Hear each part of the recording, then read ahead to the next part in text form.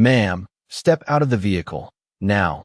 The voice cut through the humid afternoon like a blade, sharp and certain, and Naomi Carter paused with her hand still resting on the steering wheel. The engine ticking softly beneath the hood as heat shimmered above the asphalt in slow waves. Her scrubs wrinkled from a 12-hour shift, faint scent of antiseptic still clinging to her skin. Eyes tired but steady as she turned toward the flashing red and blue lights reflecting across her windshield like fractured glass. "Is there a problem, officer?" she asked, calm, measured, the kind of voice that had soothed crying patients at 3 in the morning. But the man outside didn't answer her question, not really, just repeated the command with a tighter jaw, a glance at her car, at her, as if something didn't fit, as if she didn't belong in this quiet suburban street lined with trimmed lawns and parked SUVs. Naomi stepped out slowly, the warm pavement pressing through the thin soles of her shoes, hands visible, posture open, controlled.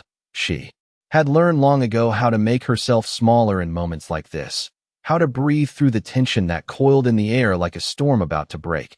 Another cruiser pulled up, then another, doors closing in sync, radios crackling, neighbors beginning to peek through curtains, phones already lifting, recording, capturing, the scene growing heavier by the second. "We've had reports," one officer said, though his eyes didn't quite meet hers. "Just need you to cooperate." And she nodded.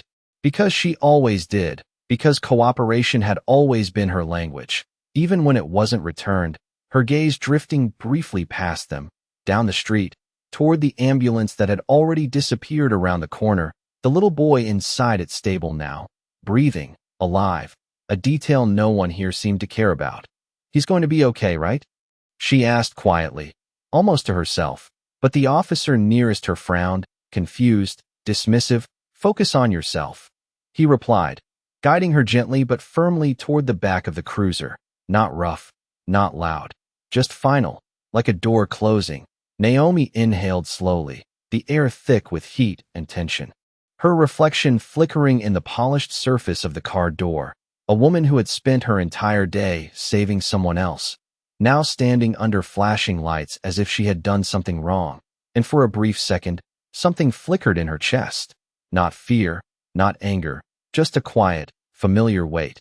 But it passed just as quickly as it came, replaced by that same steady calm, that same quiet dignity she carried into every room, every shift, every moment where she was seen but not really seen.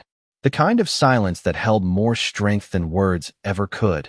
And somewhere in the distance, faint at first but growing louder, deeper, something new began to approach.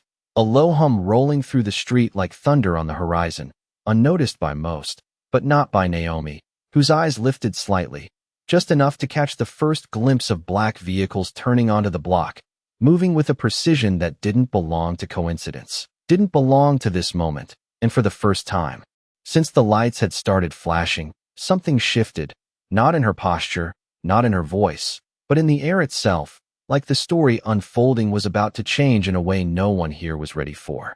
The low hum grew louder, no longer distant, no longer ignorable, a convoy of matte black vehicles rolling down the street with deliberate precision, engines deep and controlled, tires gliding over asphalt as if the road itself had cleared a path for them. And one by one the officers shifted, subtle at first, a glance exchanged, a radio lifted closer to the mouth. The kind of movement that carried uncertainty rather than authority. Naomi stood still beside the open cruiser door, the metal frame, cool against her arm, her breathing even, her gaze steady as she followed the motion without turning her head fully. She had seen enough in life to recognize when something changed before anyone said a word. The lead vehicle stopped just 10 feet away, perfectly aligned, doors opening in synchronized silence, not rushed, not chaotic, but controlled. Every movement measured down to the inch. Boots stepped onto the pavement with a soft, unified rhythm, not aggressive, not loud, but unmistakably disciplined. And the air shifted again, heavier now, thicker, as if the space itself was holding its breath. Officer Brooks straightened slightly, his shoulders pulling back, his tone adjusting without him realizing it. "Stay right here," he muttered. Though his voice lacked the same certainty it had moments ago, Naomi did not move, did not need to, her hands still visible, her posture unchanged. But her eyes lifted just enough to meet the figure stepping forward from the center vehicle, tall, composed, his uniform pressed with precision, every line sharp under the afternoon light, insignia catching the sun in brief flashes, not showy, not exaggerated, just present in a way that commanded attention without asking for it.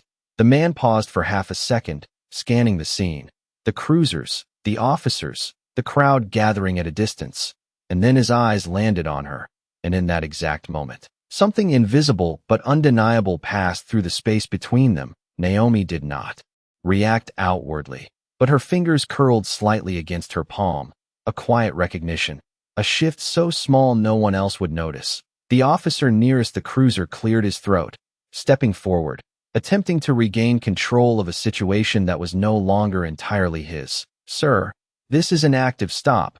We are handling." But the words did not finish, not because they were interrupted, but because they simply faded, unfinished, as the man's presence filled the silence more effectively than any command could. Naomi's reflection flickered again in the car window, the flashing lights now dimmer compared to the stillness surrounding this new arrival. And for the first time since she stepped out of her car, the weight in the air did not press down on her. It shifted around her, like the story itself was bending, rearranging, revealing something that had been there all along but unseen.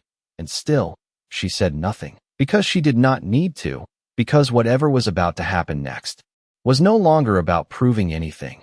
It was about being seen, finally, completely, without explanation. No one spoke for a full 3 seconds, and in that silence, every small sound grew louder, the faint buzz of a streetlight, the distant hum of traffic, the soft click of a phone camera zooming in from across the sidewalk. And then the man in uniform took one step forward, not rushed, not aggressive, just deliberate, his eyes never leaving Naomi, as if everything else in the scene had faded into background noise. Officer Brooks shifted again, his hand hovering near his radio before dropping to his side, uncertainty creeping into the edges of his posture. "Sir, we were responding to a report of a suspicious vehicle," he said, voice steadier than he felt, trying to reclaim ground that had already slipped beneath him. The man did not respond immediately, his gaze lowering briefly to the handcuffs still secured around Naomi's wrists, the metal catching the flashing lights in sharp, cold reflections, and something in his expression tightened, not anger, not yet, but recognition layered with something deeper, something personal. Naomi's breath remained slow and controlled, but her eyes softened for just a fraction of a second, enough to register the shift, enough to acknowledge what stood in front of her without saying a word.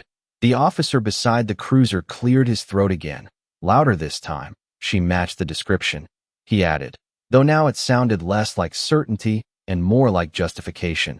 The man finally turned his head, just slightly, toward the officers, his voice when it came low, controlled, carrying the kind of authority that did not need to rise.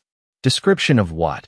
he asked, not as a challenge, but as a question that demanded a real answer. The words hung there, heavier than any accusation, and for a moment, no one filled the space. Brooks swallowed, eyes flicking between the man and Naomi, as if seeing her differently now but not fully understanding why. "We are still verifying," he said, the sentence incomplete even as it ended. The man looked back at Naomi, his expression shifting again, softer now, but only at the edges. "Are you all right?" he asked, and the question landed differently than anything else that had been said so far. Not procedural, not performative, but human. Naomi nodded once, a small movement, controlled, her voice quiet but steady. "I am fine," she replied, though the faint mark on her wrist told a more complicated story. The man exhaled slowly, a measured breath, as if containing something that had not yet surfaced. Then his eyes dropped once more to the cuffs, and this time, he did not look away. The officer nearest to Naomi hesitated, fingers twitching slightly as if waiting for a command that had not been given. The air thickened again, but it was no longer tense in the same way. It was shifting, recalibrating, like the balance of the entire moment had tilted and was waiting to settle. And then the man spoke again, quieter than before, but unmistakably clear. "Remove them," he said, not loudly, not forcefully, But with a certainty that left no room for interpretation, Brooks blinked, just once, the word echoing in his mind as if it needed to be processed twice. His hand moving almost automatically toward the keys at his belt, the small metallic jingle sounding louder than it should have. Naomi did not move, did not look down, did not react outwardly, but inside, something loosened, not relief, not yet, just the beginning of it, the first crack in a moment that had held too tight for too long. And as the officer reached for the cuffs, the man took one final step closer, close enough now that the distance between him and Naomi was no longer defined by rank or role, but by something far more personal, something no one else on that street could fully understand, and the silence that followed was not empty. It was full, heavy with realization that had only just begun to unfold.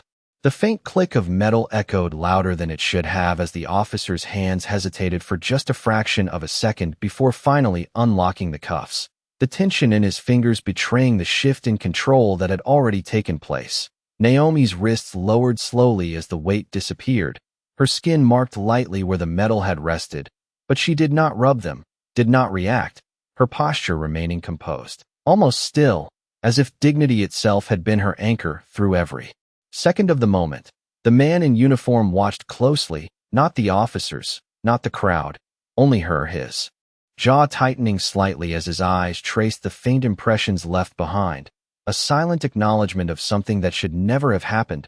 Officer Brooks stepped back half a pace, his voice no longer carrying the same edge.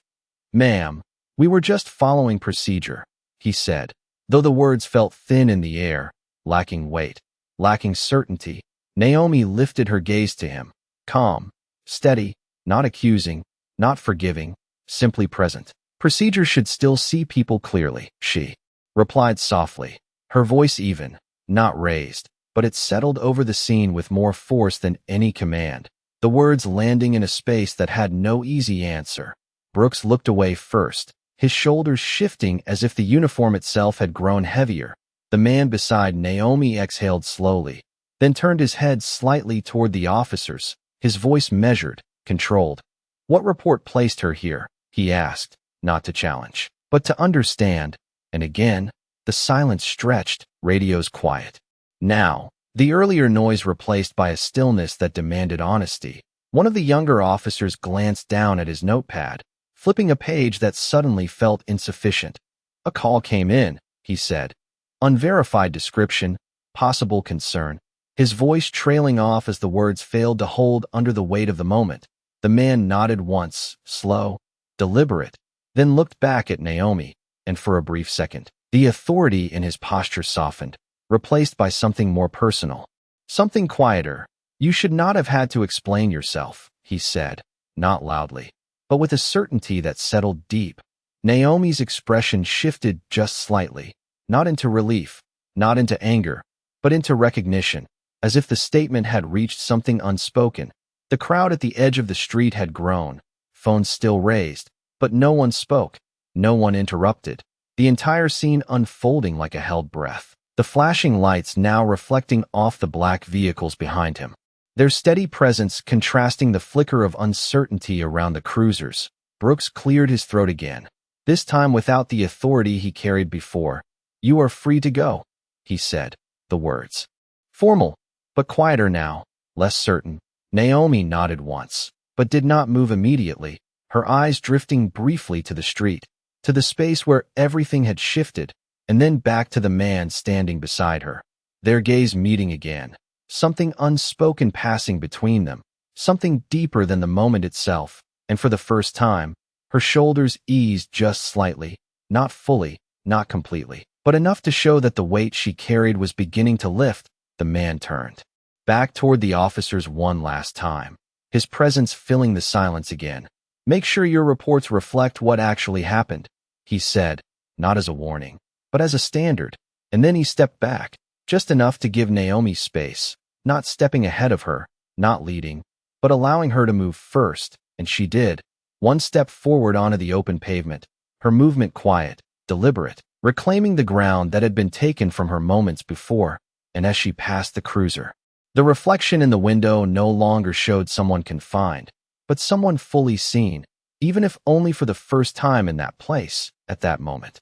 Naomi took another step forward, then another, each one quiet but deliberate, the sound of her shoes against the pavement grounding her in a moment that had tried to take that from her, the crowd parting slightly without being asked, their phones still raised, but their expressions no longer curious in the same way.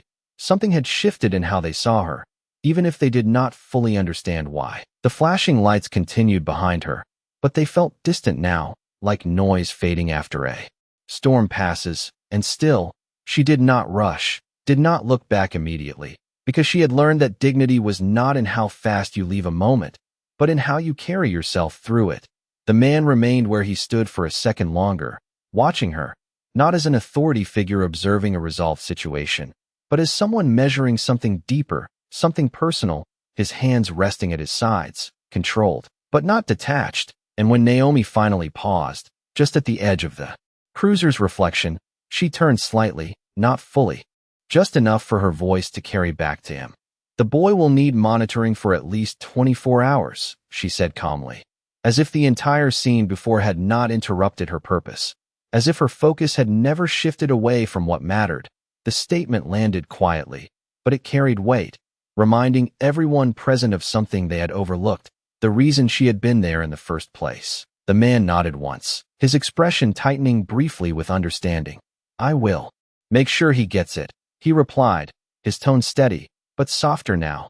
And for a moment, that exchange stood separate from everything else, stripped of uniforms, stripped of roles, just two people aligned by something real. Naomi gave a small nod in return, then turned fully this time, continuing toward her car, the heat from the asphalt rising around her in soft waves, her reflection moving alongside her in the dark surface of the vehicle, no longer fragmented by flashing lights, but whole, clear, as it should have been all along. Behind her, the officers remained still, their earlier confidence replaced by a quieter awareness. Brooks looked down at his hands for a moment, then toward the ground, as if replaying the sequence in his mind, searching for a place where it could have gone differently. The man in uniform finally moved, stepping forward with measured control, not toward Naomi, but toward the officers. His presence no longer just a disruption, but a standard that had to be acknowledged.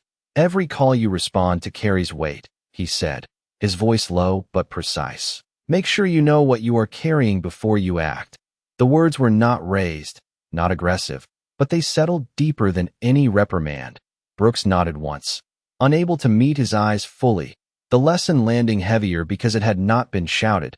Naomi reached her car door, her hand resting briefly on the handle, the metal warm under her touch, and for a second, she paused, not out of hesitation, but out of awareness, of the moment, of the shift, of everything that had just unfolded. She inhaled slowly, steadying herself, then opened the door, the familiar interior grounding her again, a space where she did not have to explain who she was. As she stepped in, she glanced once more through the side mirror, catching the reflection of the man standing in the street, still, composed, watching not with control, but with recognition. And then she looked forward, starting the engine, the sound low and steady, as if nothing had changed, and yet everything had. The convoy remained for a moment longer, the officers still in place, the crowd slowly dispersing, but Naomi did not wait to see how it ended, because her story did not depend on their realization. It never had. She pulled away from the curb, merging back into the road with quiet certainty, leaving behind a scene that would stay with those who witnessed it far longer than it stayed with her. Because for Naomi, this was not a single moment. It was a pattern she had learned to navigate, and today, for once, it had been seen for what it truly was. The street slowly returned to its usual rhythm, but not completely. Something lingered in the air like a quiet echo that refused to fade. Officer Brooks remained standing beside the cruiser, his gaze fixed on the spot where Naomi's car had been just moments ago, the flashing lights now dimmer, less urgent, almost unnecessary. He exhaled slowly, the breath heavier than it should have been, as if the weight of the moment had finally settled where it belonged. Behind him, one of the younger officers shifted his stance, glancing between Brooks and the man in uniform, unsure whether to speak or remain silent, the uncertainty itself a stark contrast to the confidence they had carried earlier. The man turned slightly, his posture still composed. But his presence now carried something deeper than authority. It carried expectation, not of perfection, but of awareness. "Do you understand what almost happened here?"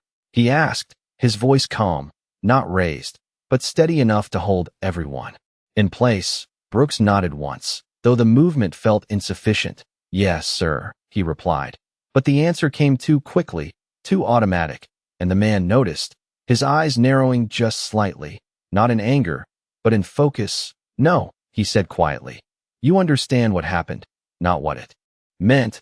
The distinction settled heavily. The younger officer lowered his gaze, absorbing the words in silence. Brooks swallowed, his shoulders shifting again as if trying to adjust to a reality that no longer fit the one he had acted on minutes ago. "We responded to the call," he said, more carefully this time. "We followed what we were given." The man nodded once, acknowledging the statement without accepting it fully. "And did you question it?" he asked, the words precise, each one placed with intention. Brooks hesitated, just long enough for the answer to become clear without being spoken. The silence filled the gap more honestly than any explanation could. The man exhaled slowly, his gaze lifting briefly toward the street where Naomi had disappeared. "She asked about someone else's safety while her own was being questioned," he said, almost to himself, but loud enough for them to hear. "That should have told you everything." The younger officer shifted again, his grip tightening slightly on his notepad, as if trying to hold on to something solid in a moment that had become uncertain. Brooks nodded again, slower this time, the realization settling deeper, not defensive now, but reflective. "Yes, sir," he said quietly, the tone different, less about compliance, more about understanding.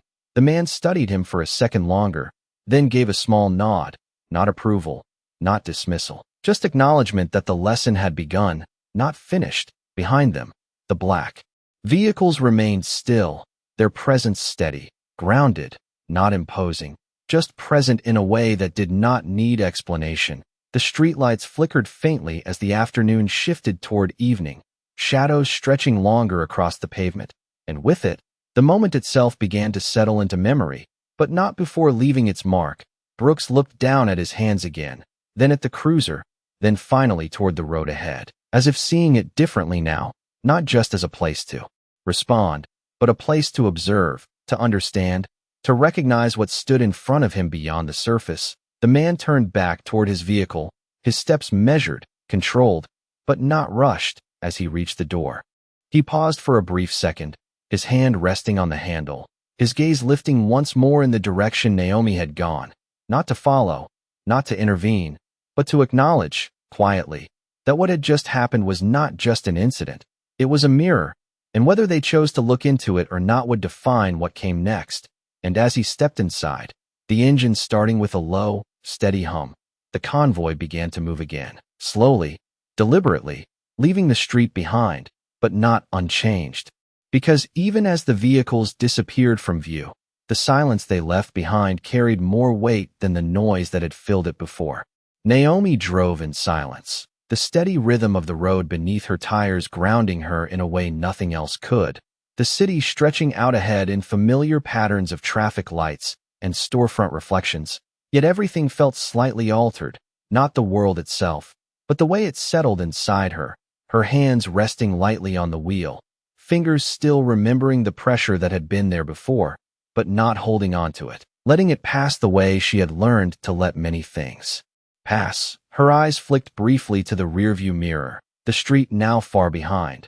No flashing lights, no crowd, just distance.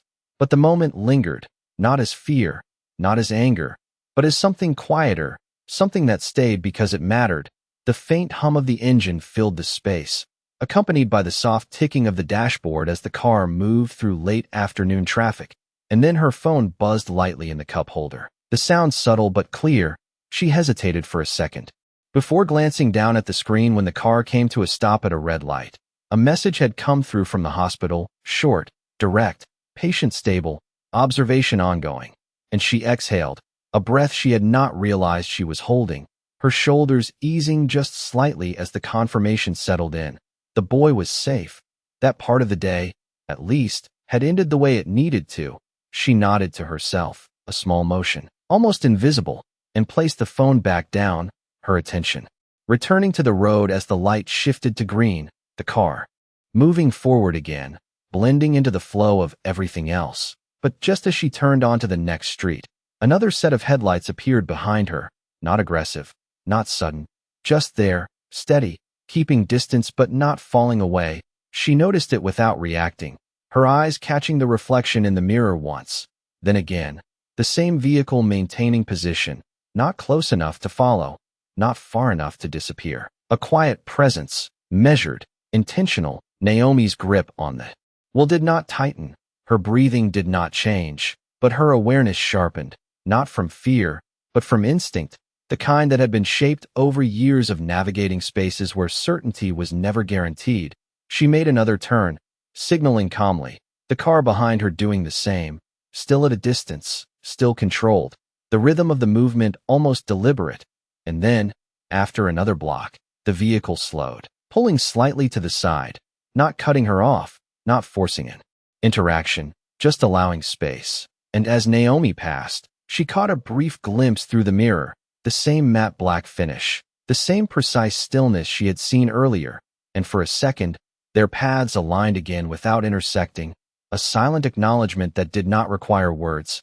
Naomi looked forward once more, her expression unchanged, but something in her gaze steadier now, not because the moment had ended, but because she understood it had not been random, it had not been invisible.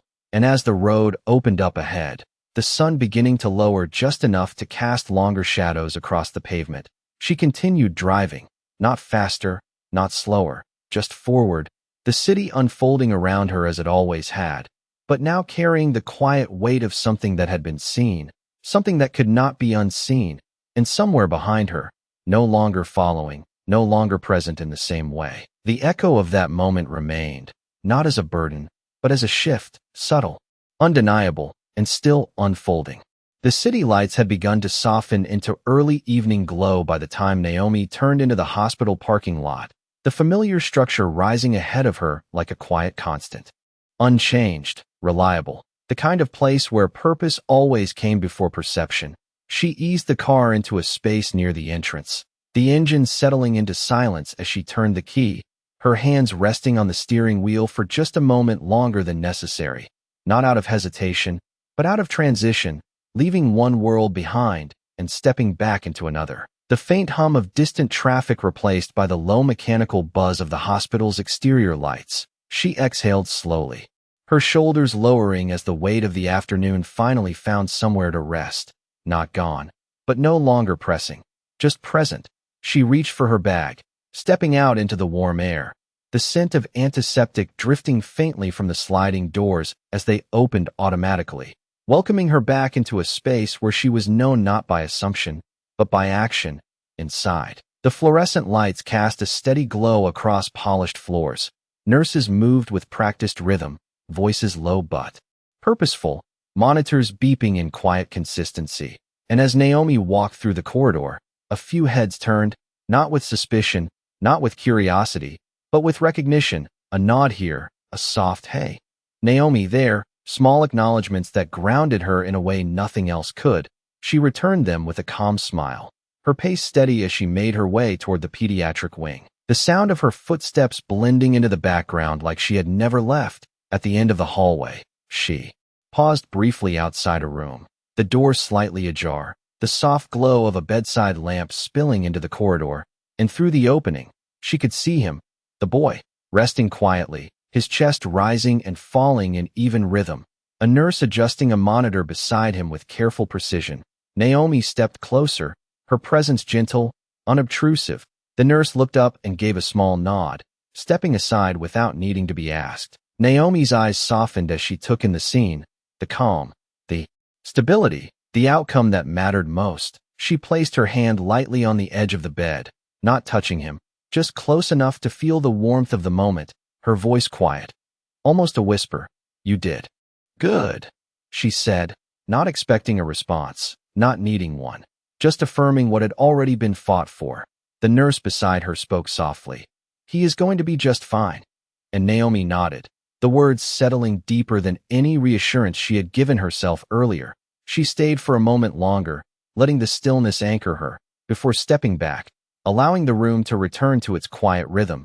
As she turned to leave, her reflection caught briefly in the glass of the door, clear, steady, unchanged in the ways that mattered, and yet carrying something new, something shaped by what had happened, not defined by it, but marked by it in a way that would not fade.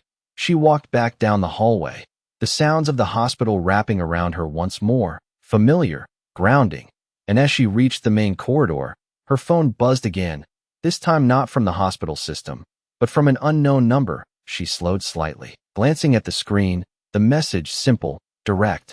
"We need to talk." No name, no explanation, just those words. And for a brief second, everything around her seemed to quiet again, not in tension, but in anticipation.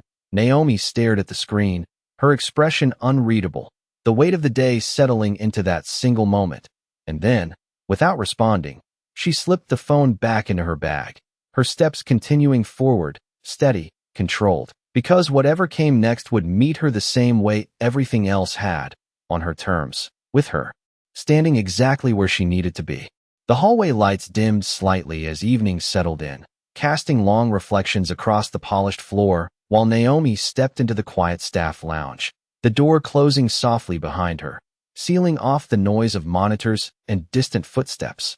The room empty except for the low hum of a vending machine and the faint scent of brewed coffee left untouched on the counter. She placed her bag down carefully, movements slow, deliberate, as if each second needed space to land, her phone still, resting inside, the message unanswered, but not forgotten. She stood there for a moment, looking at nothing in particular, just breathing, steady, controlled, the kind of stillness that comes after something shifts deep beneath the surface. And then the door opened again, not abruptly, but with intention, and she did not turn immediately, because she already knew. The weight in the room changed before the sound reached her, footsteps measured, familiar in a way that went beyond recognition. And when she finally turned, he was there, not in uniform this time, but the presence remained, Marcus Whitfield, standing just inside the doorway, his posture still, his expression carrying something he had not shown outside on that street, something less controlled, more human. For a moment neither of them spoke, the silence stretching, not awkward, not forced, but necessary, like both understood that words had to be chosen carefully or not at all. Naomi crossed her arms lightly, not defensive, just grounding herself, her voice calm when it came. "You found me fast," she said, and Marcus gave a small nod, his gaze steady. "I was already close," he replied, then paused, his eyes lowering briefly before returning to hers. "But I should have been there sooner." The admission hung between them, quiet but heavy. Naomi did not respond immediately, her eyes studying him, not searching for authority, not for answers, but for truth. And what she saw was not the man who stepped out of that convoy, but the man who stood here now, stripped of rank in a way that mattered more. She exhaled slowly, her shoulders easing just slightly. "You were there when it mattered," she said, her tone even, not absolving, not accusing, just stating what was real. Marcus nodded again, but this time the movement carried less certainty, more reflection.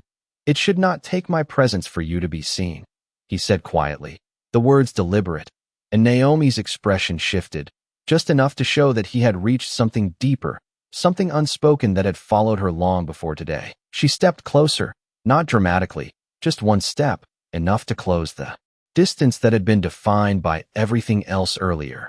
"Then do not let it stop here," she replied, her voice soft but unwavering.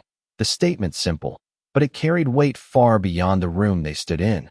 Marcus held her gaze, the silence returning, but this time it was different, not empty, not waiting, but full, as if something had settled into place without needing to be spoken aloud. Outside, the hospital continued its quiet rhythm, lives moving, healing, unfolding, and inside that small room, the moment did not end with resolution or declaration. It ended with understanding, subtle, grounded, and real. Naomi reached for her bag again, not in a rush, not to leave him behind, but to continue forward, the same way she always had. And as she walked past him toward the door, she paused just long enough to rest her hand briefly against his arm, not for comfort, not for reassurance, but for acknowledgement, a silent recognition of what had changed and what still needed to. Then she stepped into the hallway, the light catching her reflection once more, steady, clear, and this time, uninterrupted, while behind her, Marcus remained where he stood for a second longer, watching not with control, not with distance, but with a quiet understanding that this moment was not the end of something. It was the beginning of what came after, and for the first time that day, the silence that followed did not carry tension, it carried truth.